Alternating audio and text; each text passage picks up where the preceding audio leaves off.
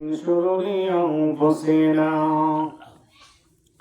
ومن سيئات أعمالنا من يهد الله فلا مضل له ومن يضلله فلن تجد له وليا مرشدا ونشهد أن لا إله إلا الله وحده لا شريك له ونشهد أن سيدنا ونبينا وشفيعنا وحبيبنا وطبيب أرواحنا محمد صلى الله تعالى عليه وعلى آله وأصحابه وأزواجه وذريته وأهل بيته وعترته وعلماء أمته أجمعين. أما بعد فقد قال الله تعالى في كلامه المجيد: أعوذ بالله من الشيطان الرجيم. بسم الله الرحمن الرحيم. إن الله وملائكته يصلون على النبي يا أيها الذين آمنوا صلوا عليه وسلموا تسليما. اللهم صل على سيدنا مولانا محمد وعلى سيدنا مولانا محمد. اللهم صل على سيدنا مولانا محمد master বললেন একটু মাওলানা মুহাম্মদ। কোথায় রইলেন প্রাণের নবীজি, আমাদেরকে ছাড়িয়া আপনি বিনে কি লাভ হবে এ জগতে বাঁচিয়া। আল্লাহুম্মা সাল্লি আলা সাইয়্যিদিনা মাওলানা মুহাম্মদ ওয়া আলা আলি সাইয়্যিদিনা মাওলানা মুহাম্মদ। দিনের নবীজি মক্কা ছেড়ে মদিনাতে চলে যান, জন্মভূমির মায়ায় নবীজি কেঁদে কেঁদে বুক বাসান। আল্লাহুম্মা সাল্লি আলা সাইয়্যিদিনা মাওলানা মুহাম্মদ ওয়া আলা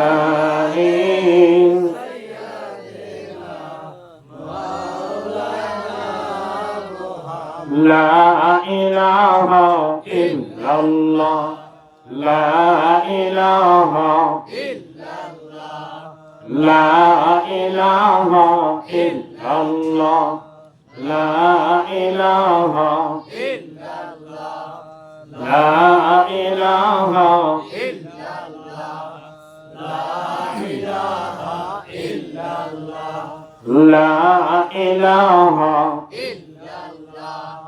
লা ইলাহা ইল্লাল্লাহ। তুমি কাহুকে বানাইলা সফিউল্লাহ, তুমি কাহুকে বানাইলা নাজিহুল্লাহ, তুমি কাহুকে বানাইলা সফিউল্লাহ, তুমি কাহুকে বানাইলা নাজিহুল্লাহ। মোর নবীকে বানাইলা তুমি, মোর নবীকে বানাইলা তুমি নূর মুহাম্মদ হাবিবুল্লাহ। লা ইলাহা ইল্লাল্লাহ লা ইলাহা ইল্লাল্লাহ লা ইলাহা ইল্লাল্লাহ লা ইলাহা ইল্লাল্লাহ। তুমি কাহুকে বানাইলা খলিলুল্লাহ,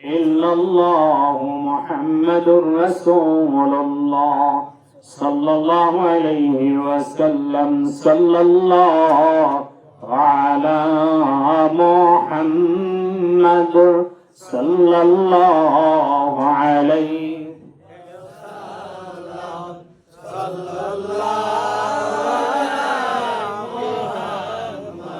صلى الله عليه كنز الكرم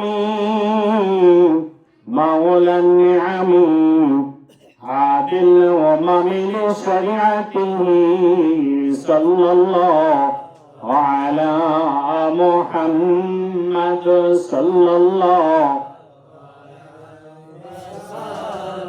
صلى الله صلى الله عليه بلغ العلا بكماله كشف الدجى بجماله حسنت جميع خصاله صلى عليه وآله لا إله إلا الله محمد رسول الله صلى الله عليه وسلم صلى الحمد لله আরো জোরে সরে বলি আলহামদুলিল্লাহ। আল্লাহ পাক আমাদের সবার হাজিরানা কবুল করুন, সবাই বলে আমিন।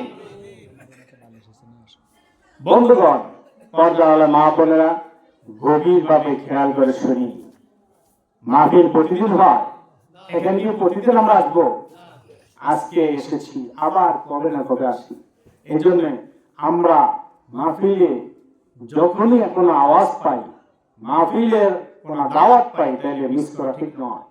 এই শীতের মৌসুমে বিভিন্ন জায়গায় ওয়াজ মাহফিল হয়, শেখার জন্য, বোঝার জন্য, আমল করার উদ্দেশ্যে আপনারা যাবেন।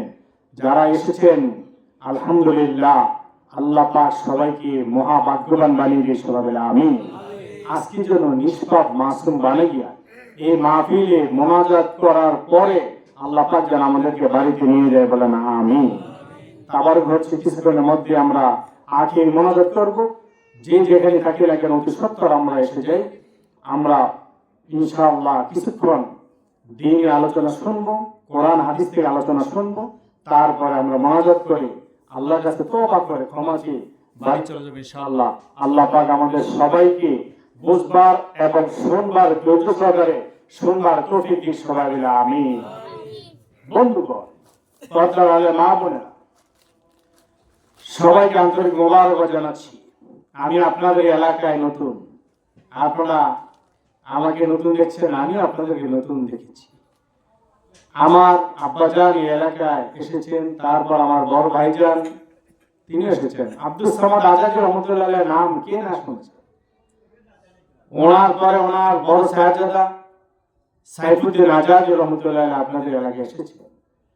তারপর আমিও আসতেছি আলহামদুলিল্লাহ। আব্বাজানের সিলসিলা ধরে রেখেছি। আল্লাহ পাক যেন আমাকে শেষ পর্যন্ত, আমার ইন্তেকালের আগ পর্যন্ত যেন এই সিলসিলা ধরে রাখবার তৌফিক দেন, সবাই বলে আমিন। সম্মানিত উপস্থিতি, আমরা অনেকেই বুঝেও বুঝি না, জেনেও জানি না, মানেও মেনি না। আমরা সবাই মনে করি যে আমরা নিজেরাই নিজে 100তে 100। অনেক লোকজন আছেন যারা এই ওয়াজ মাহফিল পছন্দ করেন না, ভালো লাগে না। অনেক লোক আছেন যারা পীর আউলিয়া পছন্দ করেন না, তরিকত পছন্দ করেন না, মারেফাত কি বোঝেন না, বোঝার চেষ্টাও করেন না। আজকে ইনশাআল্লাহ আমি আলোচনা করতে চাই শরীয়ত বনাম মারেফাত, জাহিরি বনাম বাতিনি। আপনারা সবাই শুনতে রাজি আছেন তো? শরীয়ত যেমন দরকার, মারেফাতও দরকার আছে। মসজিদে ইমাম সাহেবকে, মাদ্রাসার ওস্তাদকে যেমনিভাবে দরকার, তেমনিভাবে আধ্যাত্মিক গুরু, কোন না কোন হক্কানি ওলিও দরকার আছে। আছে কিনা? হামেশা দরকার আছে প্রত্যেক ব্যক্তির জন্য এক একজন ওলি। যার যাকে ভালো মনে হবে, হক্কানি মনে হবে, তার কাছে আপনার মাথাকে নত করে দেন, তার কাছে আপনার সবকিছু সুপর্দ করে দেন, বলেন সুবহানাল্লাহ। বন্ধুগণ, সব কিছুর দুটো দিক আছে। আমরা প্রত্যেক খেয়াল করি প্রত্যেকটা জিনিসের দুটো দিক আছে। দেখেন, যেমন রাত্র দিন দুই রকম না?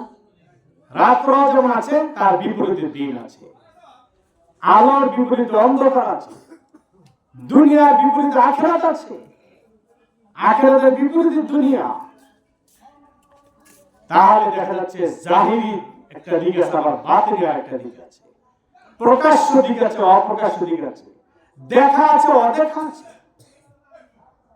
তাহলে প্রত্যেকটা জিনিসের যেমন দুইটা ভাগ আছে, যেমন নারী আছে, পুরুষ আছে, তাই না?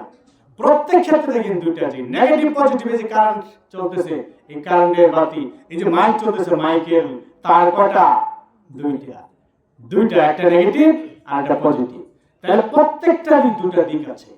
ঠিক তদ্রুপ এই ইসলামী এই জীবনধারার মধ্যে দুটা দিক আছে, একটা হচ্ছে শরীয়ত, আরেকটা হচ্ছে মারিফাত। বলেন আলহামদুলিল্লাহ। একটা হচ্ছে জাহিরি দিক, আরেকটা হচ্ছে বাতিনি দিক। জাহিরি দিক কি? এখানে যেন আওয়াজ কম হয়। জাহিরি দিক কি?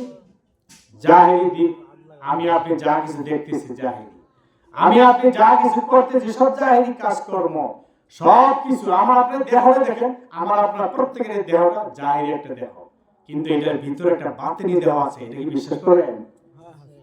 আছে। প্রত্যেকের ভিতরে আরেকটা এই দেহ আছে, সেই দেহটা মানে আধ্যাত্মিক দেহ। সেই দেহটাকে দেখা যায় না, ধরা যায় না, ছোঁয়া যায় না, তাই ওটা বাতিনি দেহ। তাহলে জাহিরি দেহ, এই দেহ এই দুনিয়ার সৃষ্টি, আর বাতিনি যে দেহ আছে সেই দেহ স্বয়ং আল্লাহর তরফ থেকে এসেছে। বলেন সুবহানাল্লাহ। জাহিরি দেহ দুনিয়ার সৃষ্টি, যার কারণে দুনিয়ার খাবার দাবার দ্বারা আমাদের পুষ্টি হয়। এই খাবার দাবারের মাধ্যমে আমি আপনি বেঁচে থাকি। যদি কোনো ব্যক্তি একদিন দুই দিন নয় 5 দিন পর্যন্ত না খেয়ে থাকে, 5 দিন পরে ওই ব্যক্তি দুনিয়া থেকে বিদায় হয়ে যাবে, মারা যাবে। কারণ দুনিয়ারই খাবার দাবার তাকে বাঁচিয়ে রাখে। তার সুস্থতার জন্য দুনিয়ার খাবার দরকার, তার শক্তির জন্য দুনিয়ার খাবার দাবার দরকার আছে। আর আমার আপনার প্রত্যেকের ভিতরে যে আধ্যাত্মিক দেহ আছে, অদেখা দেহ আছে, বাতিনি দেহ আছে, ওই দেহের খাবার দাবার স্বয়ং আল্লাহর তরফ থেকে আসে। বলেন সুবহানাল্লাহ।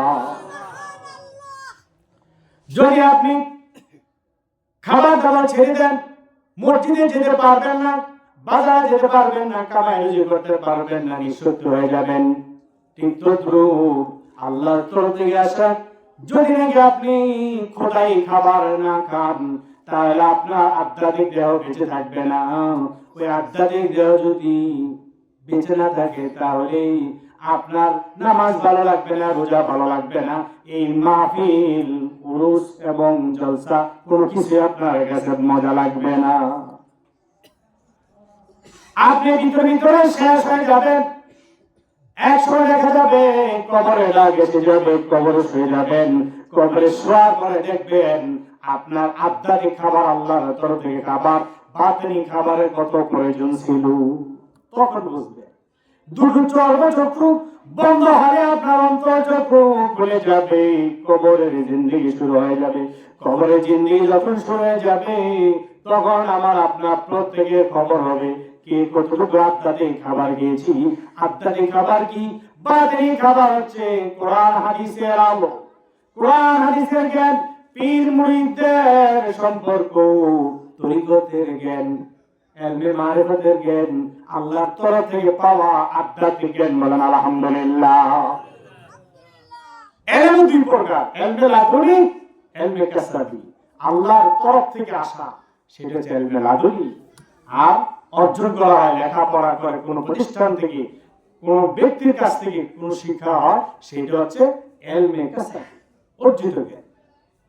তাই ইলমে লাদুনি যেটা আল্লাহর তরফ থেকে আসে, এটা ওই ব্যক্তির জন্য আসে যে ব্যক্তি কোনো না কোনো ভাবে আল্লাহ হতে পারেন, আল্লাহকে রুজু হতে পারেন। আর সে আল্লাহ থেকে রুজু হতে হলে আপনাকে আমাকে প্রত্যেকে কোনো না কোনো হক্কানি রব্বানি দরবারে ওলির কাছে সুপর্দ করে দিতে হবে। কেউ কেউ বলতে পারেন হুজুর তাহলে অলি ধরতে হবে কেন? সরাসরি তো আমি নামাজ পড়লে রোজা রাখলে আল্লাহকে পাবো। না না না, আমি আজকে নিজের মধ্যে না যদি বলে গেলাম, আমি আপনি যতই সারা জিন্দগি ভর নামাজ রোজা করি না কেন, ওই নামাজ রোজা কবুল হবে না যতদিন পর্যন্ত আমি আপনি প্রত্যেকে কোনো না কোনো হক্কানি ওলির কাছে যাব। এটা কি বলে? ওলি ধরা কি দরকার আছে? মুর্শিদ পীর কি কোরআনে আছে? অবশ্যই আছে। কোরআন দিয়ে যদি প্রমাণ করতে চাই 14টা জায়গা আছে, 14 জায়গায় আল্লাহ রাব্বুল আলামিন ওলি দরবার কথা বলে দিয়েছেন। বলেন সুবহানাল্লাহ। 14টা প্রমাণ দেখিয়ে দিতে পারবো, সময়ের অভাবে সব বলতে পারছি না। সূরা কাহফের মধ্যে আছে অমাইয়ুদলিল ফালান তাজিদ লাহু ওয়ালিয়াম মুরশিদা। যারা নাকি গাফেল, যারা কি আল্লাহর থেকে বিমুখ হয়ে গিয়েছেন, তাদের কোন মুর্শিদ ধরলেও কাজ হবে না। অর্থাৎ মুর্শিদ ধরতে হবে, মুর্শিদ ধরলে তারপর সে গাফেল হবে না, সে আল্লাহ ওয়ালা হতে পারবে। বলেন সুবহানাল্লাহ। তাহলে আল্লাহ রাব্বুল আলামিন সূরা ফাতিহার মধ্যে বলেছেন, এমনি ভাবে সূরা বনী ইসরাঈল বলেছেন, সূরা আহজাব বলেছেন, 14টা জায়গায় আল্লাহ রাব্বুল আলামিন বলে দিয়েছেন পীর দ্বারা মুর্শিদ দ্বারা ইয়া আইয়ুহাল্লাযিনা আমানু তাকুল্লাহ ওয়া কুনু মা'আস সাদিকিন। হে ঈমানদারগণ, আল্লাহ তাআলা বলতেছেন হে ঈমানদারগণ, ঈমান আনার পর আর কিছু দরকার আছে? ঈমানদার হওয়ার পরে তো এবার তার আর কিছু দরকার হওয়ার কথা না। তারপর আল্লাহ রাব্বুল আলামিন বলে দিয়েছেন হে ঈমানদারগণ, ইয়া আইয়ুহাল্লাযিনা আমানু তাকুল্লাহ, তোমরা আল্লাহকে ভয় করো, ভয় করার মতো ইত্তাকুল্লাহ, তাকওয়া অবলম্বন করো। ওয়াকুনু মা'আস সাদিকিন, আর তোমরা আল্লাহর ওলিদের সান্নিধ্য হয়ে যাও, আল্লাহর ওলিদের কাছে তোমরা আত্মসমর্পণ করে ফেলো। ওয়াকুনু মা'আস সাদিকিন, সাহায্যের জন্য সঙ্গী হও আল্লাহর ওলিদের, সাদিকিন। এই সাদিকিন যারা মুর্শিদ, গুরু, পীরকে বোঝানো হয়েছে। বলেন সুবহানাল্লাহ। পীর কি ফার্সি শব্দ, আর সাদিকিন আরবি শব্দ। তাহলে পীর কি কোরআনে পাওয়া যাবে? ফার্সি কোরআনে পাওয়া যাবে? আরবি কোরআনে যদি আরবি হতো আরবি পাওয়া যাবে। আরবিতে সাদিকিন বলা হচ্ছে পীরকে, আরবিতে সালিহিন বলা হচ্ছে পীরকে। যদি কেউ অত দূর পর্যন্ত বসতে না চান, বসতে যদি না পারেন, তাহলে আরো কাছে আসেন, আরো কাছে। আমরা প্রত্যেকই সূরা ফাতিহা পড়ে পড়ে নামাজ আদায় করি। সূরা ফাতিহার ভিতর আমরা পড়ি ইহদিনাস সিরাতাল মুস্তাকিম সিরাতাল্লাযীনা আন'আমতা আলাইহিম। ইহদিনাস সিরাতাল মুস্তাকিম, আল্লাহ তুমি আমাকে সরল সঠিক পথ দেখাও, সঠিক পথটা দেখাও। তাহলে সঠিক পথ কোনটা?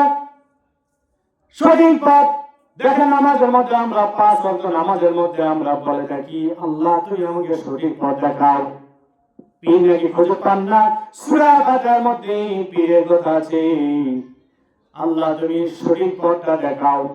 সিরাতাল্লাযীনা আন'আমতা আলাইহিম, তাদের পথ, তাদের পথ যাদের উপর তোমার নিয়ামত রাজি হয়েছে, যাদের উপর তোমার নিয়ামত রাজি নাজিল হয়েছে, যাদের উপর তুমি সন্তুষ্ট নিয়ামত দিয়েছো, ওই তাদের পথ আল্লাহ তুমি আমাকে দেখাও, আমি সেই পথে চলতে চাই।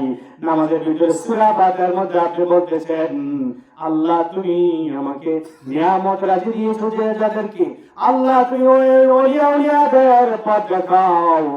আর আপনি নামাজ থেকে বের হয়ে বলতেছেন পীর ধরা দরকার। কি পীর ধরা দরকার আছে? কিন্তু নামাজের ভিতরে বলতেছেন একটা, করতেছেন আরেকটা।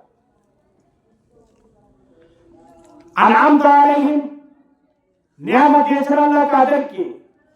আল্লাহ রাব্বুল আলামিন এই সূরা ফাতিহার আয়াতের ব্যাখ্যা তাফসীর করেছেন আরেক জায়গায়। তিনি বলেছেন ফাউলাইকাল্লাযীনা আন'আমাল্লাহু আলাইহিম মিনান নাবিয়্যিন ওয়াস-সিদ্দীকিনা ওয়াস-শুহাদা'i ওয়াস-সালিহিন।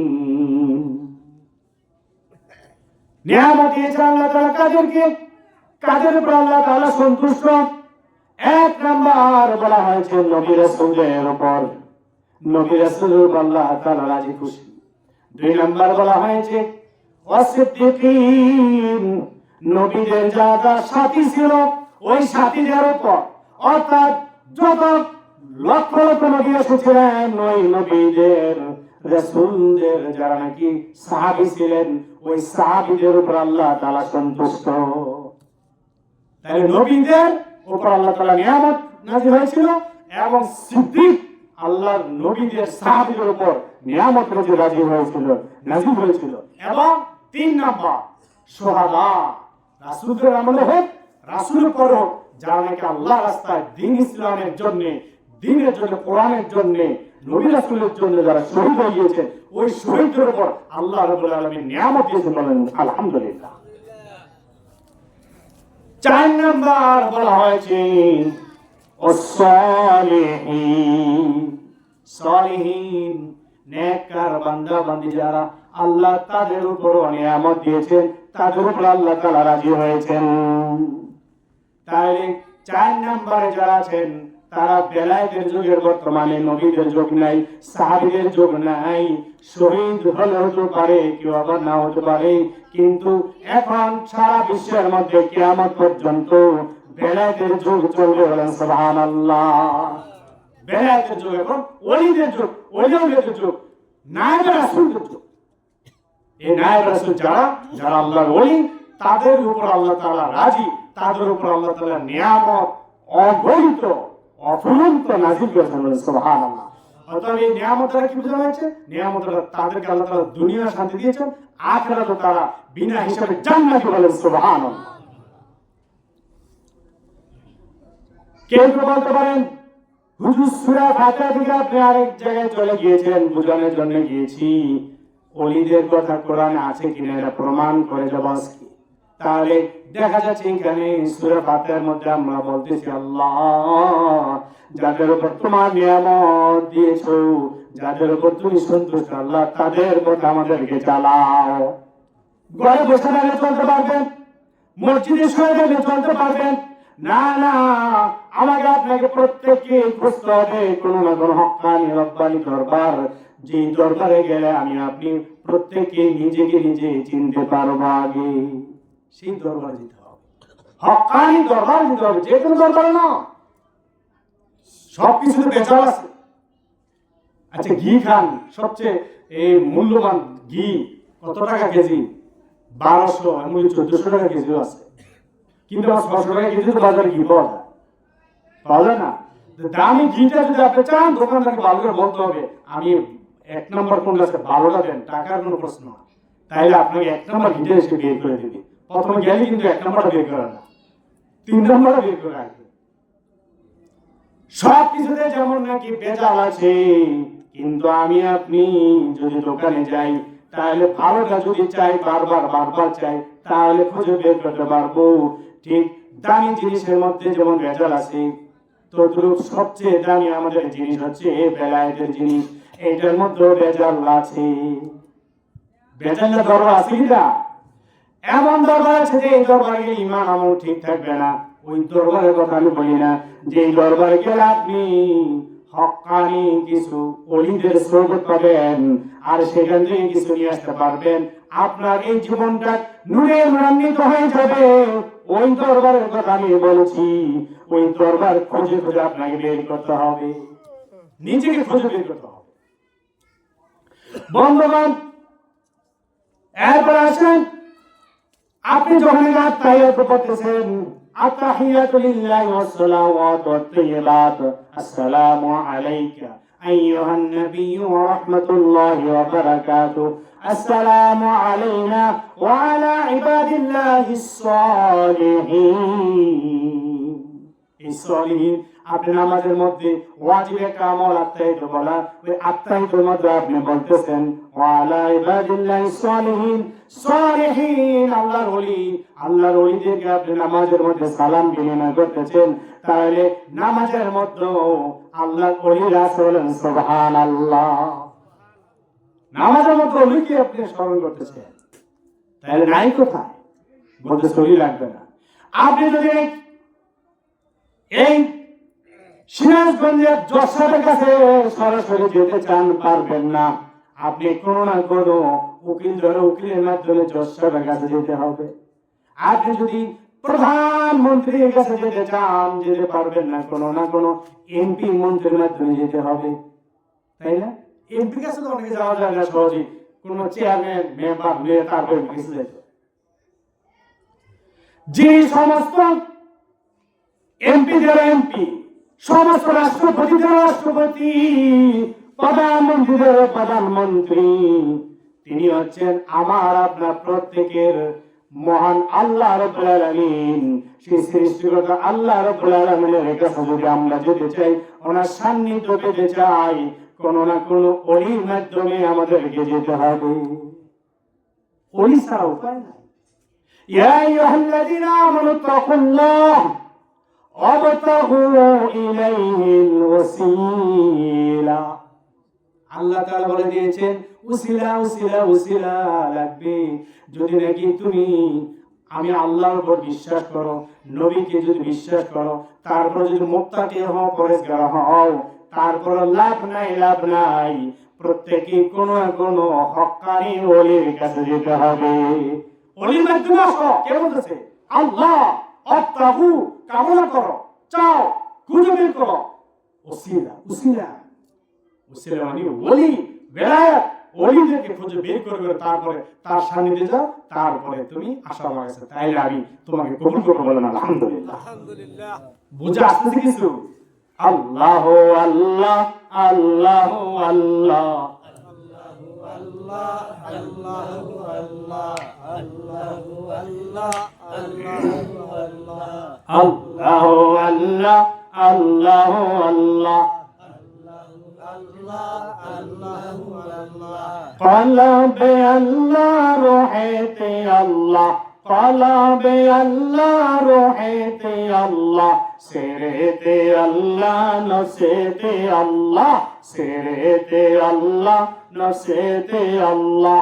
আল্লাহ আল্লাহ আল্লাহ আল্লাহ আল্লাহ আল্লাহ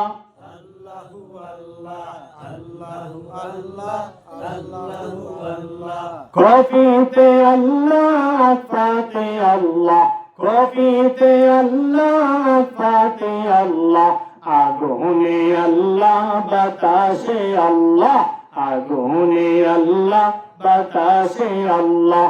আল্লাহ আল্লাহ আল্লাহ আল্লাহ আল্লাহ আল্লাহ আল্লাহ আল্লাহ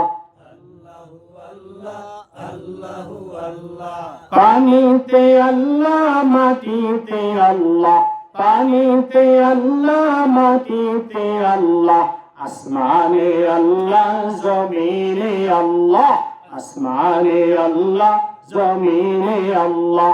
আল্লাহ আল্লাহ আল্লাহ আল্লাহ আল্লাহ আল্লাহ আল্লাহ আল্লাহ لا إله إلا الله محمد رسول الله صلى الله عليه وسلم সবাই বলি সুবহানাল্লাহ আলহামদুলিল্লাহ লা ইলাহা ইল্লাল্লাহ সুবহানাল্লাহ আলহামদুলিল্লাহ লা ইলাহা ইল্লাল্লাহ সুবহানাল্লাহ আলহামদুলিল্লাহ লা ইলাহা ইল্লাল্লাহ লা ইলাহা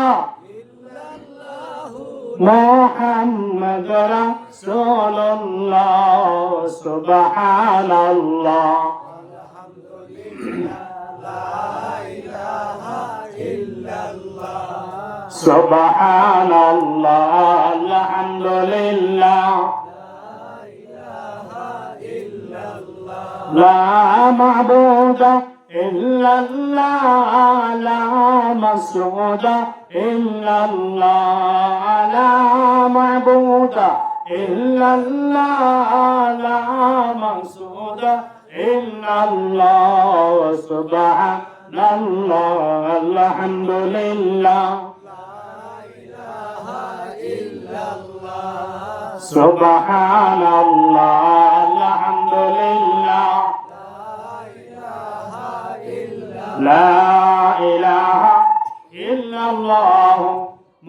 মুহাম্মাদুর রাসূলুল্লাহ সাল্লাল্লাহু আলাইহি ওয়াসাল্লাম। সবাই বলে আলহামদুলিল্লাহ। আল্লাহ রাব্বুল আলামিন তিনি বলেছেন যে তোমরা ঈমান আনো, তাকওয়া অবলম্বন করো, তারপর উসিলা কামনা করো। উসিলার মাধ্যমে তোমাদের সমস্ত আমলগুলি আল্লাহর দরবারে কবুল করা বলেন সুবহান।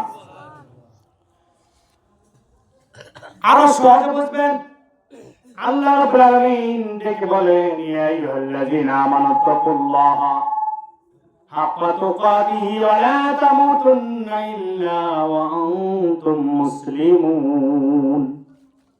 হে ঈমানদারগণ, ঈমানদার বলে ডেকেছেন যারা কি ঈমানের রেজিস্ট্রেশন করেছেন তাদের কথা বলেছেন তোমরা আল্লাহকে ভয় করো। ভয় করার মতো আমি আল্লাহকে ভয় করলেই হবে না।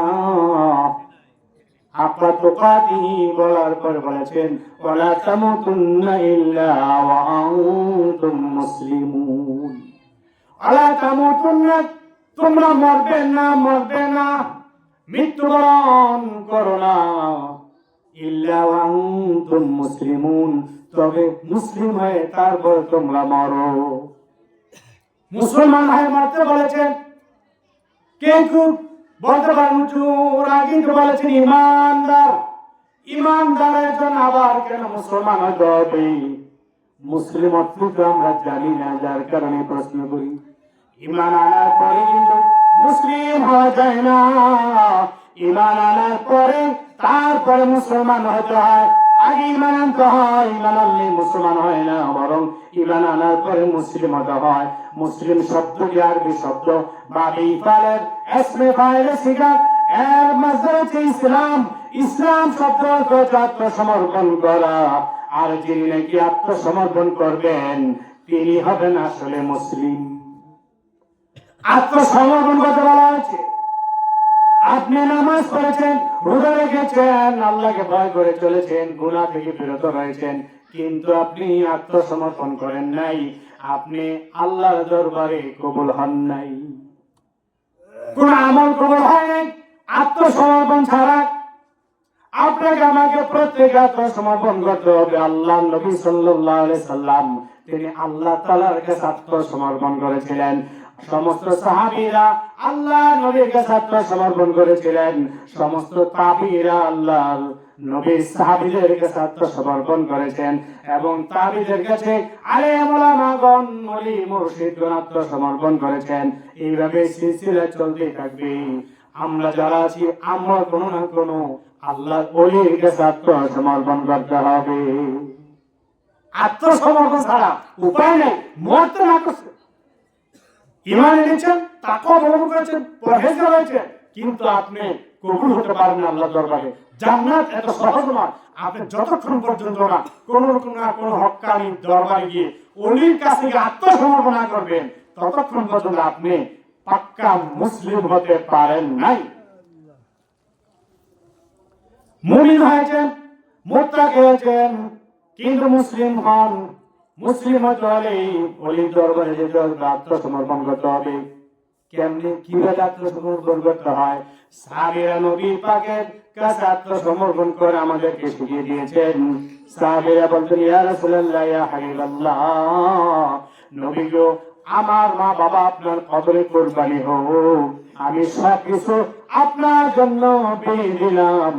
ইয়া রাসূলুল্লাহ, ইয়া হাবিবাল্লাহ, আপনি আমার বাড়িতে দাওয়াত গ্রহণ করেন। একটা দাওয়াত দিতে গিয়ে বলতেছে সবকিছু আমি আপনার জন্য কুরবান করে দিলাম। কথা বলার আগে সবকিছু সমর্থ করে দেয়। একটা প্রশ্ন করবেন, জানতে চাইছেন, বলতেছেন ইয়া রাসূলুল্লাহ, ইয়া হাবিবাল্লাহ, নবী গো, আমার জীবন মরণ সবকিছু আপনার জন্য কুরবানি হয়ে যাক। ইয়া রাসূলুল্লাহ, ইয়া হাবিবাল্লাহ, নবী গো, কিয়ামত কবে হবে একটু জানতে চাই। আল্লাহ নবী ডেকে বলেন, সাহাবীরা শোনো, কিয়ামত কবে হবে জানতে চাও? তুমি কিয়ামত হওয়ার জন্য কিয়ামতের কি প্রস্তুতি নিয়েছো তুমি আগে আমাকে বলো। সাহাবী ডেকে বলে, ইয়া রাসূলুল্লাহ, ইয়া হাবিবাল্লাহ, আমি কিছুদিন আগে মাত্র ঈমান গ্রহণ করেছি। আমার তেমন নামাজ নাই, তেমন রোজা নাই, হজ নাই, যাকাত নাই, আমার মোটামুটি তেমন কোন আমল নাই, কিন্তু একটা সম্বল আমার কাছে আছে নবী, সেই সম্বলটা হলো আমি আপনাকে আমার জীবনের চাইতে আরো বেশি ভালোবাসি। আলহামদুলিল্লাহ। লা ইউমিনু আহাদুকুম হাত্তা আকুনা আহাব্বা ইলাইহি মিন ওয়ালিদিহি ওয়া ওয়ালাদিহি ওয়ান নাসি আজমাইন। কোন ব্যক্তি ততক্ষণ পর্যন্ত পাক্কা মুমিন হতে পারবে না যতক্ষণ পর্যন্ত তার নিজের চাইতে, নিজের মা বাবার চাইতে, সন্তান সন্ততি চাইতে, নিজের পরিবার পরিজন আত্মীয় স্বজনের এমনকি বন্ধু বান্ধবের চাইতে আমি নবীকে বেশি ভালোবাসবে। রাসূলকে যত বেশি ভালোবাসা যাবে সে তত পাক্কা মুমিন হতে পারবে। বলেন সুবহানাল্লাহ। আল্লাহ নবীকে বলেন, কিয়ামতে তোমার কোনো প্রস্তুতি নাই, একটাই সম্বল, শুধু আমি নবীকে ভালোবাসবো। তাই একটা কথা জেনে রাখো, সবাইকে তুমি জানাই দিও। কথা হচ্ছে আল মারউ মা মান আহাব্বা, যে যাকে ভালোবাসবে তার সাথে তার জান্নাত হবে। বলেন সুবহানাল্লাহ। যাকে ভালোবাসেন তার সাথে জান্নাত। আপনি আল্লাহর ওলিকে ভালোবাসেন, মুহাব্বত করে, সোহবত করে, তার সাথে জান্নাতে যাবেন। বলেন সুবহানাল্লাহ। না রাসূল কাছে রাসূলকে পাবেন না, পাচ্ছে। বেলায়েতের যুগ, নবীদের যুগ নয়, এখন বেলায়েতের যুগ। ওলিদের মাধ্যমে রাসূলকে পাবেন। বলেন সুবহানাল্লাহ। তাওহীদের মুর্শিদ আমার মুহাম্মাদের নাম, মুর্শিদ মুহাম্মাদের নাম। তাই না? তাওহীদের মুর্শিদ কে? আল্লাহ রাসূল সাল্লাল্লাহু আলাইহি ওয়াসাল্লাম।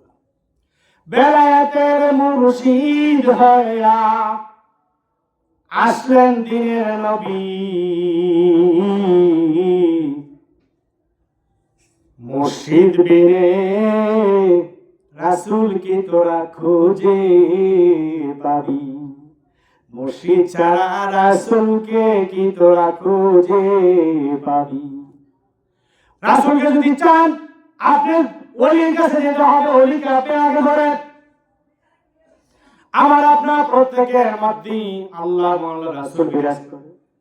আল্লাহ আল্লাহ রাসূলকে যদি পেতে চাই, কোন না কোন হক্কানি ওলির কাছে যেতে হবে, তাহলে তিনি দেখাই দিবেন, ধরাই দিবেন। বন্ধুগণ, আলোচনা করলে সারা রাত চলে যাবে, তরিকতের আলোচনা শেষ হওয়ার মতো নয়। অল্প কথায় আপনারা বুঝে নিবেন ওলি কেন ধরতে হবে, আপনাকে সুবদ্ধ হতে হবে। আপনি সবকিছু সুবদ্ধ করে দিবেন কাকে? রাসূলকে এখন পাচ্ছেন, রাসূলকে আপনি খুঁজে পাচ্ছেন না, খুঁজে পাচ্ছেন আপনি আল্লাহর ওলিদেরকে, যে ওলিরা সরাসরি রাসূলের সাথে সম্পর্ক। ওই ওলির কাছে গিয়ে আপনি সব কিছু সুবদ্ধ করে দেন সাহাবীদের মতো, তাহলে আপনি অবশ্যই ওলির মাধ্যমে রাসূলকে পাবেন, রাসূলের মাধ্যমে আল্লাহকে পাবেন। বলেন আলহামদুলিল্লাহ। সুবদ্ধ করবেন, সবকিছু দিয়ে দিবেন। কি দিয়ে দিবেন? কি দিয়ে দিবেন? জিন্দা লাশ। দরবার গিয়ে বায়াত হবেন, বায়াত হওয়ার পরে, বায়াত মানে কি? বিক্রি করে দেওয়া। আমার আপনার প্রত্যেকের অস্তিত্বকে সবকিছু বিলিয়ে দিব ওলির কাছে, বিক্রি করে দিব। দেওয়ার পরে এখন আমি আপনি প্রত্যেকে সব কিছু দিয়ে দেওয়ার পরে ওলি মুর্শিদ যিনি গুরু, তিনি সবকিছু মালিক হয়ে গেছেন। তিনি যা বলবেন তাই। যে মালিকানা হয়, একটা কিছু বাজার বিক্রি করেছেন, যে কিনে নিল সেই তো সবকিছু এটা করবে, তাই না? একটা রিক্সা বিক্রি করলেন, একটা অটো ভ্যান বিক্রি করলেন, এখন সেটা মালিক, সে যেভাবে ইচ্ছে সেভাবে চালাক, যেখানে ইচ্ছে সেখানে যাক। আপনি বাধা দিতে পারবেন? পারবেন না। ঠিক তো দ্রুত আপনি নিজেকে সবকিছু বিলিয়ে দিবেন ওলির কাছে। ওলি যা বলবেন, মুর্শিদ যা বলবেন তা মেনে চলতে হবে। এর নাম হচ্ছে সুবদ্ধ করে দেওয়া। সাহাবীরা নিজেদের কথায় কোনো কাজ করে নেই, সমস্ত আল্লাহ রাসূলের কথা অনুযায়ী কাজ করেছেন। আল্লাহ রাসূল যে সময় যেটা করেছেন সাথে সাথে সেটা অনুসরণ করা শুরু করে দিয়েছেন। আলহামদুলিল্লাহ। ঠিক ওলিদের কাছে গিয়ে বসবেন, বলবেন, সবকিছু সুবদ্ধ করে দিবেন। উনি যেভাবে বলে এইভাবে মানবেন। জিন্দা লাশ, লাশ যেমন নিজে নিজে নড়াচড়া করতে পারে না, আরেকজন না নড়াইলে ঠিক তদ্রূপ ওলি মুর্শিদ যা বলবেন তাই অনুযায়ী আপনি নড়াচড়া করবেন। উনি যদি নড়ায় নড়বেন, আর না নড়াইলে নড়বেন না। এর নাম হচ্ছে পীর মুরিদি সম্পর্ক, এর নাম হচ্ছে বেলায়েতের সম্পর্ক। মুসলিম হতে হবে, আমাকে আপনাকে আত্মসমর্পণ করতে হবে, আত্মসমর্পণ করে দিতে হবে সব কিছু। আমার আপনার জিন্দগি কিভাবে চালাইবো উনি দিক নির্দেশনা দিবেন, তারপর আপনি চলবেন। কি খাবেন কি খাবেন না, আপনি কেমন আত্মসমর্পণ করবেন। দেখেন যারা বেলায়েতের যুগে আছেন, নবীদের দরবারে যারা গিয়েছেন, তাদের জন্য অবশ্যই কথাটা বোঝা উচিত। আপনি যখন নাকি কোনো না কোনো একটা কাজ করবেন, কাজ করার সময় আপনি খেয়াল করবেন আপনার মুর্শিদ এটা পছন্দ করে কিনা, আপনার ওলি এটা ভালোবাসে কিনা, পছন্দ করে না, আপনি তখন করবেন। আপনি খাবেন, এই খাবারটা আমার মুর্শিদ পছন্দ করে কিনা, এই কথাটা আমার মুর্শিদ পছন্দ করে কিনা, এই কাজটা আমার গুরু পছন্দ করে কিনা। যদি পছন্দ করে তাহলে আপনি করলেন, যদি পছন্দ না করে তাহলে করলেন না। এইটাই হচ্ছে আত্মসমর্পণ, এইটা হচ্ছে মুসলিম। তাহলে আপনার মুসলিম। ইসলাম আপনার মধ্যে থাকলে আপনার মুসলিম। ইসলাম কোন ইসলাম? আত্মসমর্পণ ইসলাম। ইসলাম মতো অনেক মনে করে শান্তির ধর্ম ইসলাম, শান্তি। ইসলাম মানে শান্তি নয়, ইসলাম শব্দ হচ্ছে আত্মসমর্পণ করা। আল্লাহ তাআলা বলেছেন, আমি বলতেছি, নিজের মধ্যে আজাদি বানিয়ে বলতেছি। আল্লাহ বলে দিয়েছেন, ইয়া আইয়ুহাল্লাযীনা আমানু তাকুল্লাহা হাক্কা তুকাতিহি ওয়া লা তামুতুন্না ইল্লা ওয়া আনতুম মুসলিমুন। ঈমান আনার মতো তারপরে মুত্তাকি পরহেজগার হও, হক্কানি দরবারে তারপরে তোমরা আত্মসমর্পণ করো। তোমরা যদি আত্মসমর্পণ করতে পারো তাহলে তোমরাই হবে কামিয়াবি বান্দা বান্দি। কামিয়াবি যদি হতে পারো তাহলে জান্নাত পাবে, আর যদি কামিয়াবি হাসিল করতে না পারো তাহলে তোমরা পথভ্রষ্ট হয়ে জাহান্নামী হয়ে যাবে। দুনিয়া যাত্রী, এই চর্মটুকু যাত্রী যেমন নাকি সবকিছু দেখতেছেন, বিবেক বুদ্ধি দিয়ে সবকিছু বুঝতেছেন, তাহলে আমার আপনার প্রত্যেকের যে আরেকটা জগৎ আছে আখিরাত, ওই আখিরাতের জিন্দেগির জন্য কি কোনো কিছু পুঁজি তৈরি করতেছেন? যদি পুঁজি তৈরি করতে চান তাহলে কোন না কোন হক্কানি দরবারে যান। অল্প পুঁজিতে আপনি জান্নাতে হতে পারবেন। অল্প পুঁজিতে, এত বেশি দরকার নাই। আখলিস দীনাকা ইয়াকফিকাল আমালুল কলিল। আল্লাহ নবী ইরশাদ করেন, তোমরা তোমাদের আমলকে ইখলাসের সহিত করো, অল্প আমলে তোমরা নাজাতের ফয়সালা পেয়ে যাবে। অল্প আমলে নাজাত হয়ে যাবে। বন্ধুগণ, তাহলে মা বোনেরা, তাহলে আমরা প্রত্যেকেই কিন্তু আল্লাহর ওলির দরবারে গিয়ে হক্কানি মহিলাদের কিন্তু বাইরে দিতে হবে। সূরা মুমতাহানা তার প্রমাণ। সূরা মুমতাহানার 12 নম্বর আয়াত আপনারা পড়ে দেখেন, সেখানে আল্লাহ নবী সাল্লাল্লাহু আলাইহি ওয়াসাল্লামের কাছে মহিলারা এসে বায়াত গ্রহণ করেছিলেন। বলেন সুবহানাল্লাহ। পর্দার সহিত যেভাবে ইসলাম চায় সেইভাবে নারী পুরুষ অর্থাৎ স্বামী স্ত্রী একসাথে বায়াত হবে। ছোট্ট শিশুদেরকে বায়াত করাবে, আমি শিশুদেরকে বায়াত করি, ছোট্ট শিশুদেরকে বায়াত করানো উচিত। তারা যেন আস্তে আস্তে আস্তে আস্তে বড় হয়, তরিকত লাইনে যেন তারা বড় হয়। বলেন আলহামদুলিল্লাহ। কেন দরকার? প্রত্যেকটা জিনিস খেয়াল করেন। আপনি দেখেন শরীয়ত, তরিকত, হাকিকত, মারিফত, এগুলো নিয়ে আলোচনা করা অনেক সময় দরকার, ওদিকে যেতে পারছি না। তাহলে এই প্রত্যেকটা শব্দ লিখতে কিন্তু 5টা হরফ লাগে। শরীয়ত 5টা, তরিকত 5টা, মারিফত 5টা এবং হাকিকতের মধ্যে 5টা হরফ আছে। ঠিক আল্লাহ রাব্বুল আলামিনকে আল্লাহ শব্দ লিখতে গেল 5টা হরফ। রাসূলুল্লাহর নাম মুহাম্মদ, এই মুহাম্মাদের মধ্যে 5টি হরফ রয়েছে, 5টি কালিমা রয়েছে, 5 ওয়াক্ত নামাজ রয়েছে। তাহলে দেখেন কত সুন্দর মিল আল্লাহ রাব্বুল আলামিন দিয়ে দিয়েছেন, কিন্তু আমরা বুঝি না। লা ইলাহা ইল্লাল্লাহ মুহাম্মাদুর রাসূলুল্লাহ, যেই কালিমা পড়ে আমরা মুসলমান হই, ওই কালিমার মধ্যে 24টি হরফ আছে। 12টি হরফ হচ্ছে লা ইলাহা ইল্লাল্লাহ আল্লাহর জন্য, আর 12টি হরফ হচ্ছে মুহাম্মাদুর রাসূলুল্লাহ, রাসূলুল্লাহ সাল্লাল্লাহু আলাইহি ওয়াসাল্লামের জন্য। বলেন সুবহানাল্লাহ। 12 12 24, তাহলে 12 12 24, 12 ঘন্টা 12 ঘন্টা 24 ঘন্টা দিন রাত। বলেন সুবহানাল্লাহ। কত মিল! 12টি হরফ লা ইলাহা ইল্লাল্লাহর মধ্যে কোনো নকতা নাই। মুহাম্মাদুর রাসূলুল্লাহ লেখতেও কোনো একটা হরফের মধ্যে নকতা নাই। তাহলে লা ইলাহা ইল্লাল্লাহ মুহাম্মাদুর রাসূলুল্লাহর সাথে কত মিল? লা ইলাহা ইল্লাল্লাহ বলে আল্লাহ শব্দটা শেষ অক্ষর, শেষে আল্লাহ শব্দ, তারপর মুহাম্মাদুর রাসূলুল্লাহ, মুহাম্মদ শব্দ দ্বারা শুরু, আল্লাহ এবং মুহাম্মদ কালিমার মধ্যে একসাথে আল্লাহ এবং মুহাম্মদ কালিমার মধ্যে আপনি দেখেন, লেখলে স্পষ্ট লা ইলাহা ইল্লাল্লাহ মুহাম্মাদুর রাসূলুল্লাহ, আল্লাহ এবং মুহাম্মদ পাশাপাশি একসাথে বলেন সুবহানাল্লাহ। বুঝুন কিছু মাথা আসে? তৈরি করতে চাচ্ছেন তারা, তৈরি করতে কেউ হুজুরকে কি করতেছে শিরকি কথাবার্তা, তাই না? তৈরি করতে গেলে পীর মুরিদ দলে শিরিক এমন একটা দল বাড়ছে, তাই না? দেখবেন আমরা ইউটিউবে সার্চ দিয়ে পাইবেন কিছু লোক বাড়ছে যে পীর মুরিদ শিরিক, কোন মাজার মধ্যে রাখা যাবে না, শিরিক বলে হয় মাজারের মধ্যে, বলেন নাউজুবিল্লাহ। আল্লাহ পাক তাদেরকে হেদায়েত দেন, সবাই বলে আমিন। যে মাজারের কারণে আজকে তোমরা মসজিদের ইমাম হয়েছো, ইমামতির পরিচয় দাও, সেই মাজার নিষেধ করো। এই মাজারওয়ালা এই দেশে ইসলাম এনেছে, তারপর মুসলমান হয়েছে, বাধ্যতার মুসলমান হয়েছে, তারপর আমরা মুসলমান, এখন আমরা ইমামতি করি, মাদ্রাসা শিক্ষকতা করি, আর ওই মাজারকে তোমরা দিয়ে করো, বলেন নাউজুবিল্লাহ। আল্লাহ পাক তাদেরকে হেদায়েত দেন, বলেন আমিন। পীর মুরিদ বলে শিরিক বুঝে না কিছু না, শুধু আন্দাজকে মাইরা দেয়। শিরিক কাজকর্ম যদি হয় তাই শিরিক, সব শিরিক শিরিক না, সব শরীর শিরিক নয়। কোন দিকে আলোচনা দিয়ে করলে আরো আধা ঘন্টা দরকার। সব শরীর যে শিরিক নয়। আল্লাহু আকবার, আল্লাহু আকবার, আজান দেয় না? আজান মধ্যে আল্লাহু আকবার, আকবার আছে কিনা? তাহলে আল্লাহু আকবার বললে যদি আজানের মধ্যে আল্লাহকে বলি আমরা আল্লাহু আকবার, আল্লাহর সাথে বলি আল্লাহু আকবার, আকবার বলি, তাইলে আমরা আবু বকর রাদিয়াল্লাহু তাআলা আনহু নামের আগে বলি সিদ্দিক আকবর আবু বকর রাদিয়াল্লাহু তাআলা আনহু, তাহলে শিরক করলাম। সাহাবীরা শিরক করেছে, তাবিঈরা শিরক করেছে, ওলিয়ারা শিরক করেছে।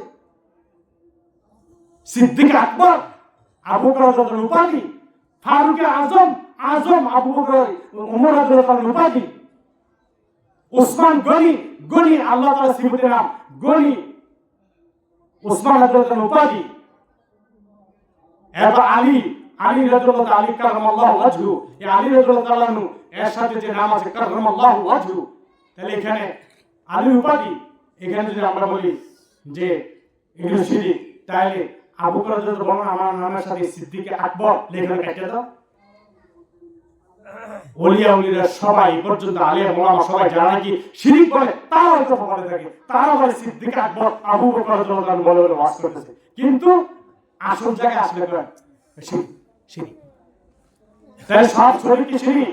আকবর শরীক করা হয়েছে, শরীক মানে মিলানো, তাহলে আকবর যে মিলানো হয়েছে, অংশীদার করা হয়েছে, আল্লাহর নামটা সিফাতের নামটা আবু বকর রাদিয়াল্লাহু তাআলার সাথে লাগানো হয়েছে, তাহলে এটা শিরিক হলো? শিরিক না।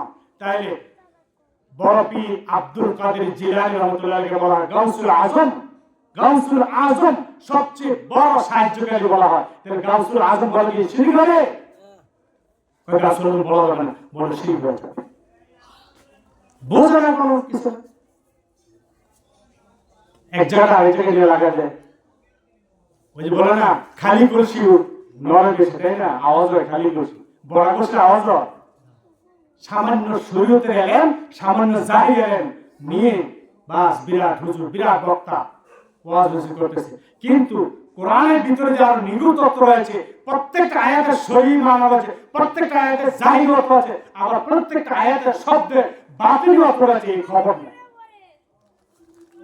বাতিল অর্থ তালাশি করে না। বারবার আমি বলেছি কিন্তু যে প্রত্যেকটা দুইটা দিক আছে, জাহিরি এবং বাতিনি। কোরআনের জাহিরি অর্থ আছে, বাতিনি অর্থ আছে। তাহলে জাহিরি অর্থ নিয়ে চলছে, বাতিনি অর্থ খবর নাই। যে ব্যক্তি নিয়ে বাতিনি অর্থ খুঁজবে না, বাতিনি অর্থ বুঝবে না, আমল করবে না, তাহলে ওই ব্যক্তি পূর্ণাঙ্গ মুমিন মুসলিম হতে পারে নাই। বড় হক্কানি ওলি দাবি করতেছে, বড় হক্কানি আলেম দাবি করতেছে, ওস্তাদ না হতে পারে নাই যদি নাকি সেই ব্যক্তি যতক্ষণ পর্যন্ত না বাতিনি তার ভিতরে না আসবে, বাতিনি এলেম যতক্ষণ পর্যন্ত না বুঝবে, ততক্ষণ পর্যন্ত সে হক্কানি কোন আলেম হতে পারলো না, ওলি হতে পারবে। ওলির দরবারে যায় কি জন্য? তিনটা জিনিস জানার জন্য। কয়টা জিনিস? তিনটা, মনে রাখবেন।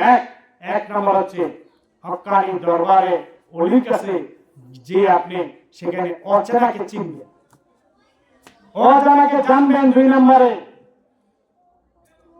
অদেখাকে দেখবেন। অচেনাকে চিনবেন, অজানাকে জানবেন, অদেখাকে আপনি দেখতে পাবেন। আপনি দুটো চোখ যদি বন্ধ করেন তাহলে কিন্তু আপনি অন্ধকার দেখেন আর কিছু দেখেন না। কিন্তু আপনি যদি দেখতে চান, দুটো চোখ বন্ধ করলে এখানে বসে আপনি মক্কা মুকাররমার সব কিছু দেখতে পাবেন। সুবহানাল্লাহ। মদিনা শরীফ সব দেখতে পাবেন। ওই দরবারে আপনার নজরে এসে যাবে যদি নাকি আপনি হাসিল করতে পারেন। হাসিল করতে হবে, আপনি জানতে হবে, বুঝতে হবে।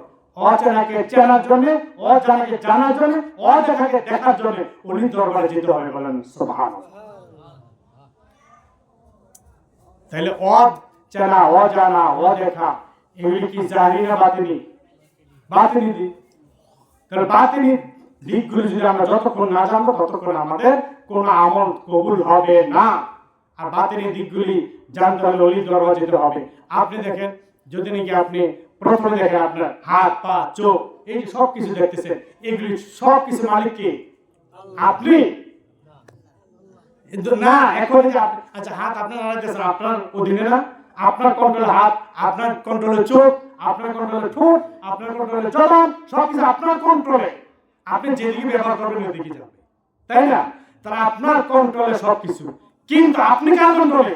আপনি আল্লাহর কন্ট্রোলে। বলেন সুবহানাল্লাহ। আমার আপনার কন্ট্রোলে, যেমন হাত, পা, চোখ, নাক, ঠোঁট ইত্যাদি সবকিছু দেহ অঙ্গ প্রত্যঙ্গগুলি কন্ট্রোলে আছে। কিন্তু আমার আপনার ভিতরে যে আধ্যাত্মিক দেহ আছে, ওই দেহটার কন্ট্রোল একমাত্র আল্লাহর হাতে। এই জন্য আমি আপনি যখন নাকি ঘুমিয়ে যাই, আপনার হাত, পা, চোখ সবকিছু অচল হয়ে যায়, কোনো খবর নাই। কিন্তু আল্লাহর সাথে যে সম্পর্ক আমার আপনার আধ্যাত্মিক একটা দেহ আছে, ওই দেহটাকে আল্লাহ তাআলা জিন্দা রেখেছেন, যার কারণে কেউ ধাক্কা দিলে আওয়াজ দিলেই জেগে উঠি। ভেবেছেন, চিন্তা করেছেন? আধ্যাত্মিক যে দেহ আছে, ওই দেহটা আল্লাহর সাথে সম্পর্ক, আল্লাহ তাআলার কন্ট্রোলে আছে, যার কারণে আমি আপনি জাগাইলে কেউ জেগে যাই। আর যদি আল্লাহ রাব্বুল আলামিন ওই দেহটাকে, আধ্যাত্মিক দেহটাকে তিনি যদি নাকি ছিনিয়ে নিয়ে যান, সাথে সাথে আপনি শেষ। যতক্ষণ পর্যন্তই ডাকুক না কেন, সারাদিন ডাকাইলো আপনি আর জায়গা উঠবেন না। জি করতে পারবে? শেষ। বন্ধুগণ, আমার আপনার প্রত্যেকের মধ্যে অবশ্যই খুঁজতে হবে সেই আধ্যাত্মিক দেহ। ওই আধ্যাত্মিক দেহের মধ্যে অবশ্যই অবশ্যই আল্লাহ রব্বুল আলামিন বিরাজ করতেছেন।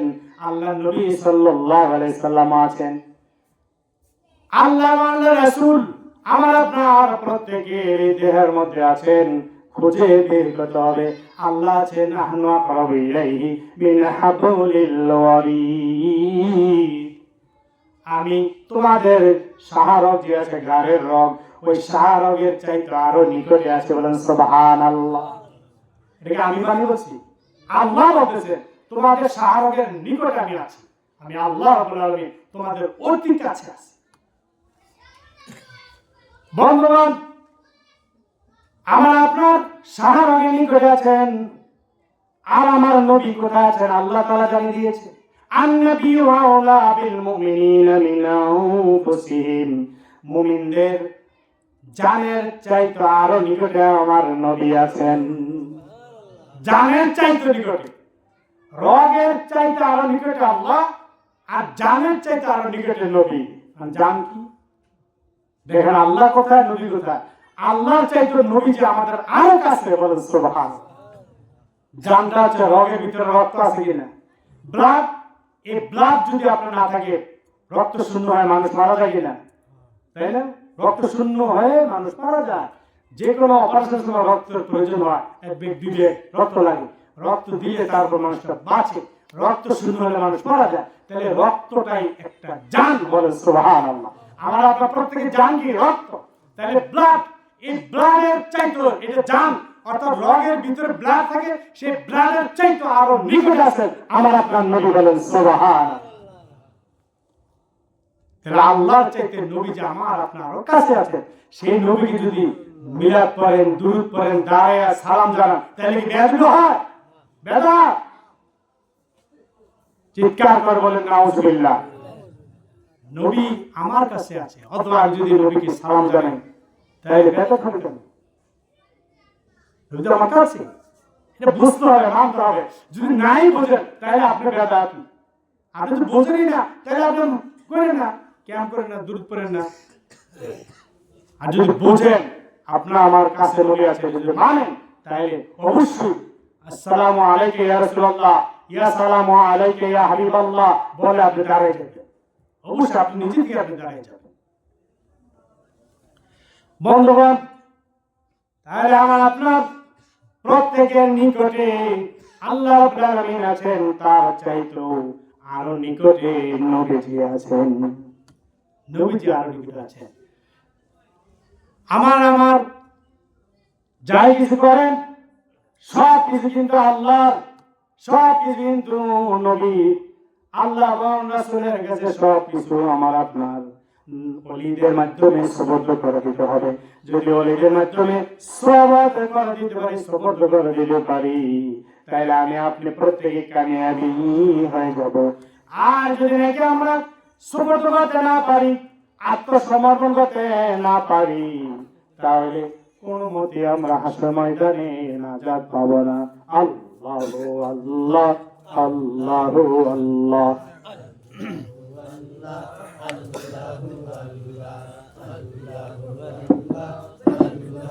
আগের আওয়াজটা কিরকম হয়েছে দেখো তো।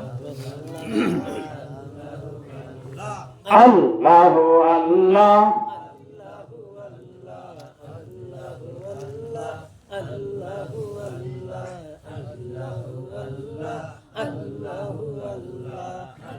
কয়টা বাজে দেখো তো।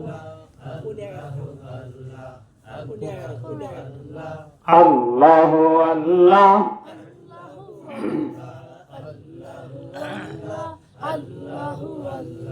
কবরে আল্লাহ, হাসরে আল্লাহ, কবরে আল্লাহ, হাসরে আল্লাহ, মিজানে আল্লাহ, ফুসরাতে আল্লাহ, মিজানে আল্লাহ, ফুসরাতে আল্লাহ।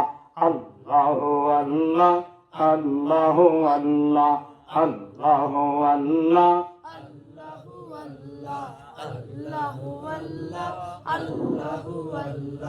আল্লাহু আল্লাহ, লা ইলাহা ইল্লাল্লাহ মুহাম্মাদুর রাসূলুল্লাহ সাল্লাল্লাহু আলাইহি ওয়াসাল্লাম। তাহলে আসেন প্রত্যেকে খেয়াল করি, নারী পুরুষ সবাই খেয়াল করি, আমার আপনার প্রত্যেকে এই দেহ ভান্ডারের মধ্যে 3.5 লাখ বডির মধ্যে যা কিছু আছে সব কিছু এই ভূমণ্ডল নবমণ্ডল আছে। বলেন সুবহানাল্লাহ। 7 আসমান 7 জমিন আমার আপনার প্রত্যেকের দেহের মধ্যে আছে। চন্দ্র সূর্য লৌহ কলম আরশ আজিম সব দেহের মধ্যে আছে। কাবা এই দেহের মধ্যে আছে। শরীয়তের কাবা, কাবা শরীফ মক্কা মুকাররমা।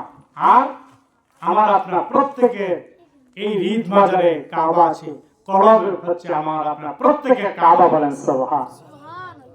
ওটা হচ্ছে খলিল কাবা, আর আমার আপনার দেহের মধ্যে যেটা আছে এটা হচ্ছে জলিল কাবা। বলেন সুবহানাল্লাহ। খলিল কাবা আছে ইব্রাহিম খলিলুল্লাহ, তিনি নিজের হাতে তৈরি করেছেন। আর জলিল কাবা কি? জলিল কাবা হচ্ছে আল্লাহ জাল্লে জালালহু, আল্লাহ তাআলা নিজের হাতে কুদরতি হাত দ্বারা তৈরি করেছেন আমার আপনার প্রত্যেকের কলবগুলি। সেই কলব হচ্ছে আল্লাহ তাআলার বাসস্থান, সেটা হচ্ছে আসল কাবা। বলেন সুবহানাল্লাহ। তাই খলিল কাবার দিকে মুখ করে আমরা নামাজ আদায় করি, কিন্তু যতক্ষণ পর্যন্ত আমার আপনার প্রত্যেকের ধ্যান খেয়াল জলিল কাবার দিকে না আসবে ততক্ষণ পর্যন্ত নামাজে মনোযোগ হবে না। নামাজে মনোযোগ না আসলে আপনার এই নামাজ কবুল হবে না। তাইলে আমার আপনার প্রত্যেকের কলব জানার জন্য, কলব কিভাবে তাজা রাখবো, সুস্থ রাখবো, এগুলো বোঝার জন্য অলির দরবারে যেতে হবে কিনা? অলির দরবারে যেতে হবে, অলি মুর্শিদের কাছে যেতে হবে। তাহলে আপনি এই কলব জারি রাখার ব্যবস্থা পাবেন, প্রেসক্রিপশন পাবেন, মেডিসিন পাবেন। মুমিনের হৃদয়ের মাঝে 6টি লতিফা আছে, 6 লতিফার জিকির করলে আল্লাহ রাজি হইয়া যায়। হুজুরি কলবে নামাজ পড়ো ভাই, তোমরা হুজুরি কলবে নামাজ পড়ো ভাই। হুজুরি কলবে নামাজ পড়া নিয়ে অনেকেই মন্তব্য করেন। কে মনে করেন ওলিকে সামনে নিয়ে দেনের সামনে নিয়ে নামাজ আদায় করতে হয়। না না না, হুজুর মানে উপস্থিত, কলব মানে কলব, দিল, দিল কাবা। ওই দিল কাবাকে উপস্থিত রেখে আপনার সামনে রেখে তারপর আপনি নামাজ আদায় করবেন। এইটাকে বলা হয় হুজুরি কলব। এই হুজুরি কলবে যতদিন পর্যন্ত নামাজ না পড়বেন ততদিন পর্যন্ত আপনার নামাজ আল্লাহর দরবারে কবুল হবে না। হুজুরি কলব আপনাকে বুঝতে হলে শিখতে হলে ওলির দরবারে যেতে হবে। হুজুরি কলবে নামাজ আদায় করতে হলে অবশ্যই আল্লাহর ওলির সামনে গিয়ে সময় দিতে হবে। তাহলে আপনি বুঝতে পারবেন। নামাজ শিখবেন আপনি মসজিদে ইমামের কাছে, জাহিরি শরীয়তে যত আলেম আছে তাদের কাছ থেকে আপনি নামাজ শিখবেন, রোজা শিখবেন ইত্যাদি, ওযু গোসল কিভাবে করতে হয় শিখবেন। কিন্তু এর মধ্যে আরেকটা আমল আছে, শরীয়তের নামাজ পড়লেন কিন্তু তরিকতের নামাজ, তরিকতের নামাজ শিখতে হলে ওলির দরবারে যেতে হবে। তরিকতের ওযু শিখতে হলে ওলির দরবারে যেতে হবে। তরিকতের রোজা রাখতে হলে ওলির দরবারে যেতে হবে। আপনি একটা শিখলেন আরেকটা শিখলেন না, একটা জানলেন আরেকটা জানলেন না, একটা আমল করলেন আরেকটা আমল করলেন না, আপনার আমল আল্লাহর দরবারে কবুল হবে না। তাহলে ওলি মুর্শিদ দরকার আছে? এখন বুঝে আসেন অনেকে, চুপ করে হুজুর ওয়াজ করে যাবো, আমরা আবার গিয়ে বাড়ি যাবো, বাস দুজন দুজন শেষ। হ্যাঁ, কষ্ট হচ্ছে ভাই, আপনাদের কষ্ট হচ্ছে। অনেক মা বোনেরা ওয়াজ শুনতেছেন আমি জানি। এই ওয়াজ কিন্তু শুধু পুরুষদের জন্য নয়, মহিলাদের জন্য, সবার জন্য। মহিলাদের দিল কাবা আছে, পুরুষদের দিল কাবা আছে। মহিলাদের জাহিরি নামাজ আছে, বাতিনি নামাজ আছে, পুরুষদের জাহিরি নামাজ আছে, বাতিনি নামাজ আছে। কেউ কেউ মনে করে যে ওলির দরবার গেলে নামাজ লাগে না, আছে না? এমন কেউ আছে না? ওলি হাত ধরছে নামাজ কে উনি পার করে নিয়ে যাবে, বলেন নাউজুবিল্লাহ। ওলির দরবারে যদি যায় তাহলে মনে রাখবেন তার আরো বেশি নামাজ বেড়ে যায়। বলেন সুবহানাল্লাহ। কেউ ডরায় হুজুর তাহলে ওলির দরবারে যাবো না, গেলে নামাজ বাইরে যাবো। নামাজ পড়েন কয়েক তো 5 ওয়াক্ত, তাই না? শরীয়তের নামাজ 5 ওয়াক্ত। আপনি যদি কোনো না কোনো ওলির দরবারে যান তাহলে আপনি 17 ওয়াক্ত নামাজ পড়তে হবে। বলেন সুবহানাল্লাহ। 17 ওয়াক্ত। হুজুর এই কি কর 5 ওয়াক্ত মধ্যে আবার ফরজ তো পড়ি না, চাইলে তো কোনো কাম দিই, কিন্তু আপনি 17 ওয়াক্ত করতেছেন, যেহেতু উপায় নেই। 17 ওয়াক্ত অর্থাৎ 5 ওয়াক্ত এই শরীয়তের নামাজ এবং আরো 12 ওয়াক্ত 12 ধরনের নামাজ আছে। আপনার হুজদর দম, নজর বর কদম, সাইরে সুগরা, সাইরে কুবরা, মুরাকাবা, মুশাহাদা, মুজাহাদা, আপনি কয়টা বলবো? এইভাবে 12টা আছে, আর 12 ধরনের। এই সব কিছু মিলে যারা চলবেন তারা হচ্ছে আসলি মুরিদ। তারা ওই অলির দরবার যদি পান, যে অলির দরবার এগুলো সব শিখাবে, তাহলে তারা হচ্ছে আসল মুর্শিদ, আসল অলি। এই অলি এবং মুর্শিদ, মুর্শিদ এবং এই মুরিদ, মুরিদ এবং পীর, এই তারা হবে হক্কানি, তারা হবে আসল। এই 12 নয়, শুধু 5 ওয়াক্ত এবং 12 ওয়াক্ত, এই মোট 17 ওয়াক্ত যারা করবেন তারাই হচ্ছেন আসল। বলেন আলহামদুলিল্লাহ। বুঝে আসে কিছু কঠিন মনে করে নেই, কিন্তু সহজ। যদি আপনি সোহবতে আসেন, সময় দেন, তাহলে সব সহজে যাবে, সহজে যাবে।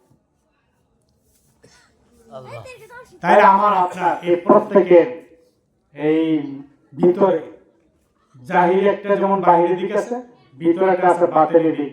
আমার আপনার যেমন শরীয়তের নামাজ আছে, তরিকতের নামাজ আছে। তরিকতের নামাজ কি? তরিকতের নামাজ হচ্ছে আপনি 24 ঘন্টা নামাজ পড়বেন, শরীয়তের রোজা রমজানুল মুবারকে, শরীয়তের রোজা রমজানুল মুবারকে, আর তরিকতের রোজা সারা বছর। হুজুর আর কঠিন করে দিতেছে, 5 ওয়াক্ত নামাজ 5 বার নির্দিষ্ট টাইমে পড়বেন, বাস শেষ। কিন্তু আপনার 5 ওয়াক্ত নামাজ পড়লেন, এটা পড়লেন নির্দিষ্ট টাইমে, শেষ। এটা কয় মিনিট?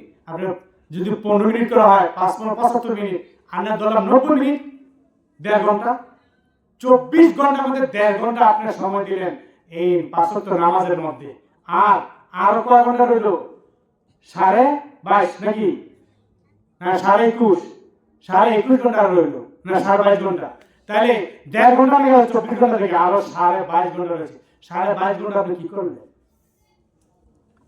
যদি হক্কানি দরবারে এসে যদি আপনি আত্মসমর্পণ করেন, আপনি যদি বায়াত হয়ে মুরিদ হয়ে নিজেকে বিলিয়ে দেন, তাহলে আপনাকে ওই যে 22.5 ঘন্টা, ওই 22.5 ঘন্টায় যেন আপনি নামাজে থাকতে পারেন, সেই তালিমও দিয়ে দিবেন।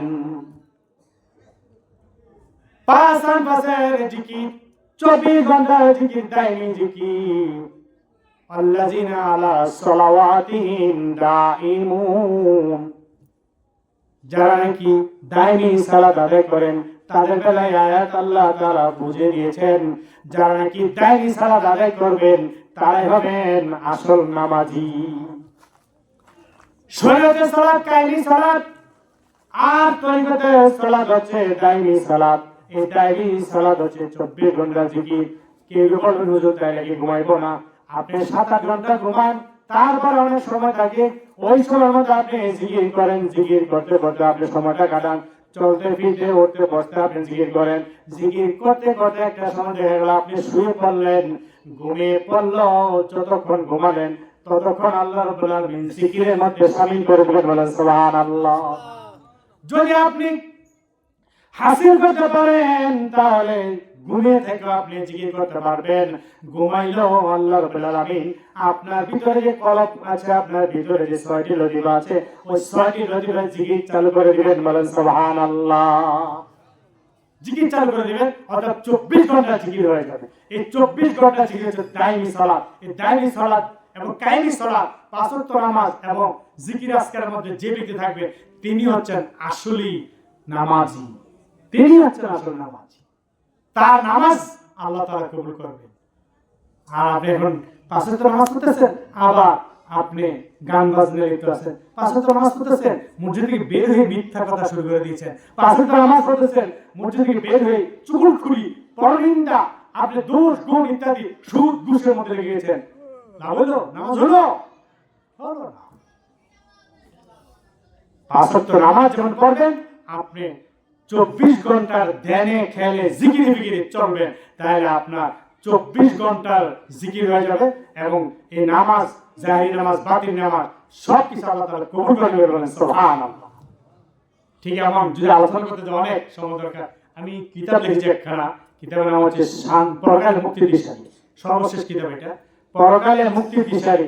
সেই কিতাবের মধ্যে আমি তুলে ধরেছি যে শরীয়তের আমল, মারিফতের আমল, শরীয়তের রোজা, মারিফতের রোজা, শরীয়তের কুরবানি, মারিফতের কুরবানি, শরীয়তের হজ, মারিফতের হজ। যার দুটো হবে একসাথে, তার আমল কবুল, আর নয় লাভ নেই।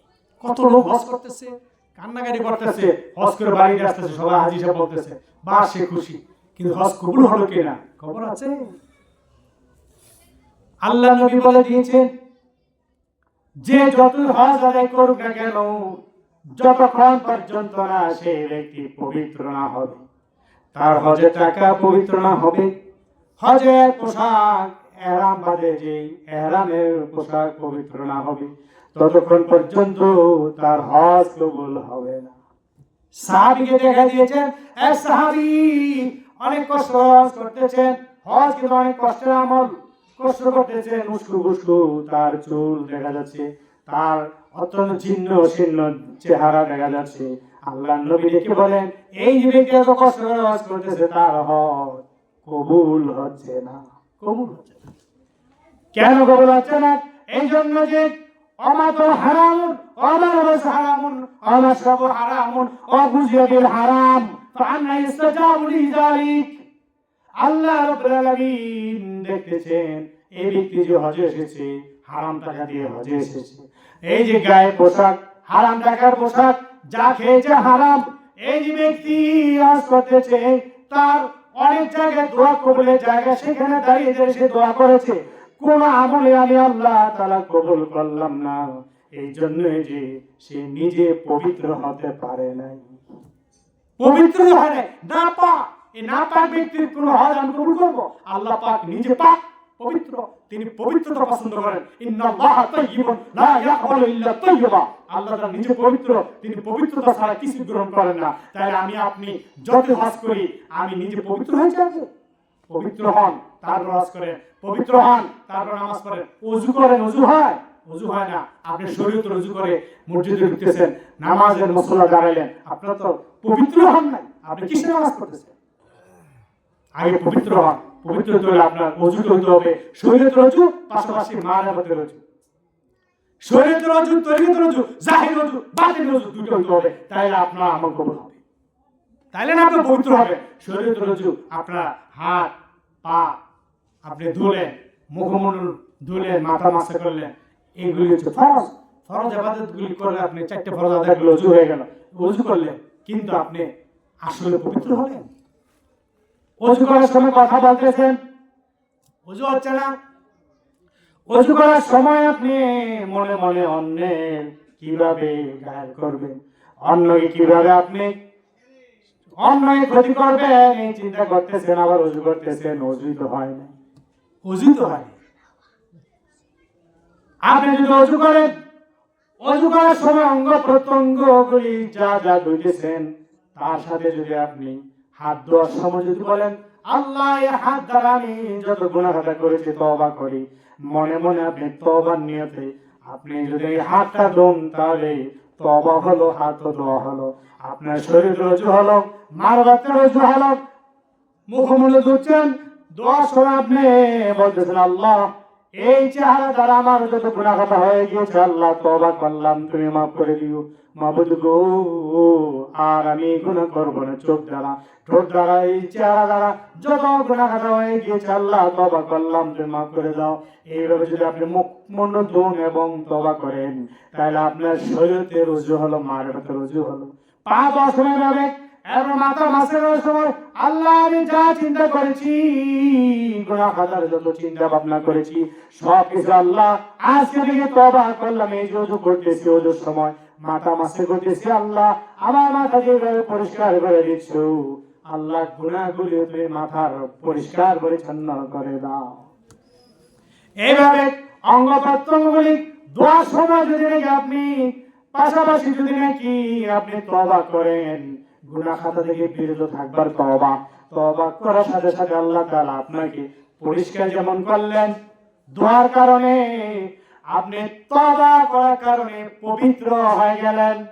পরিষ্কার যেমনভাবে হলো, পবিত্র হলো, এই দুইটা একসাথে যার হবে, সেই ব্যক্তি নামাজে ঢুকলে তাহলে তার নামাজ আল্লাহ তাআলা কবুল করবেন, তাই নামাজে ঢুকতে পারবেন। পবিত্র হওয়ার আগে তারপর নামাজে ঢুকে, তাহলে আপনার নামাজ কবুল। এইভাবে আমি একটা দেখালাম। ঠিক এমন এই শরীয়তের রোজা আছে, মারফতের রোজা আছে, কুরবানি, যত আমল আছে প্রত্যেকটা আমল আপনার যদি শরীয়ত এবং মারফত দুইটা একসাথে আমল করেন, তাহলে আপনার আমল কবুল।